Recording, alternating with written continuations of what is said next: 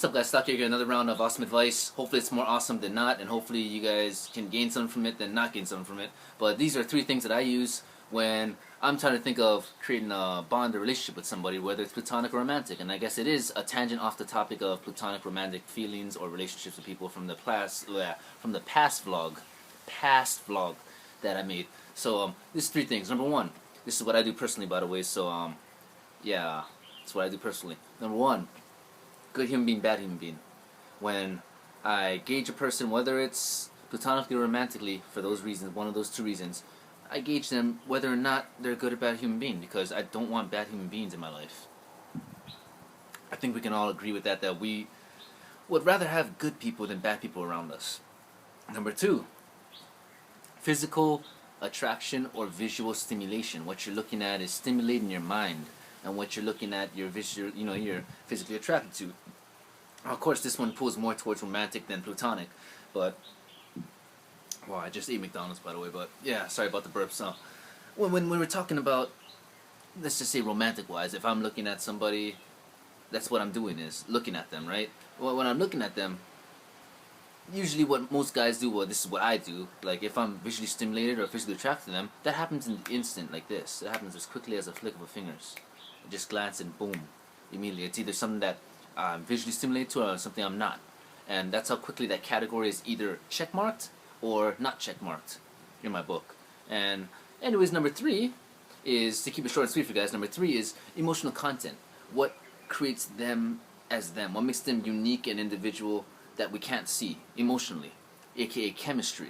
Whether there's chemistry there as friends platonically, where we just like the same things, we listen to the same music, we go to the same places, we do the same things, we hang out, we talk in the same diet, the same stuff, this certain mannerisms and quirks are there that we both use. Or we're talking about romantic wise, where things just click, and it clicks in here, and you feel it and they feel it, and you can tell when you're around them, you just feel that vibe, and it's just so comfortable, and you could just be yourself, and your guard kind of like is supposedly down, but it kind of really isn't, because just in case somebody tries to come up and do something, you're like super defensive about it. Those kind of feelings. That's kind of like how I know personally that I'm starting to go down the path of being emotionally attached to the other person, in terms of romantic more than platonic. But it also occurs in a different form in platonic relationships as well, between guys, bromance or whatnot. We know those kind of things where guys are like, almost on the borderline between going further than platonic with each other in the whole public. And I'm guilty of that, I'm not gonna lie, but I promise you, I'm straight. So ladies, don't take that the wrong way. But let's just recap. Number one, good or bad human being. How does that pertain to us? That pertains to us very simply that the more people we hang out with, let's just say we're a good person on the inside. If we hang out with bad people who it's easy to tell, or you get the vibe that they're not good people, that kind of makes you look like them in other people's eyes, if that makes any sense. And if you're a type of person that cares deeply about getting criticism from other people to help you build yourself up and become better by getting that outside opinionated kind of stuff from other people, then that stuff is very important to you, and you would like to know that your reputation and the way people look at you and see you is not being tarnished by you hanging out with people who aren't like you. In this case, if you're good and they're not so good. So that's why I kind of take that kind of seriously. Number two is, of course, visual stimulation or physical attraction. Now, romantically, you gotta be physically attracted to them, or you have to be visually stimulated to them, because sex, in a small or big way, is a part of relationships in our generation in this day and age. It's a part of, more or less, what the relationship is, what it consists of. And not to mention, you have to live with them, and you gotta wake up to their face. If you're my age and you're starting to think about moving out and starting a family in the next 7 to 10 years, it's gonna come across that line where you kind of want to be visually stimulated by them. You kind of want to be physically attracted to them. So it goes both ways.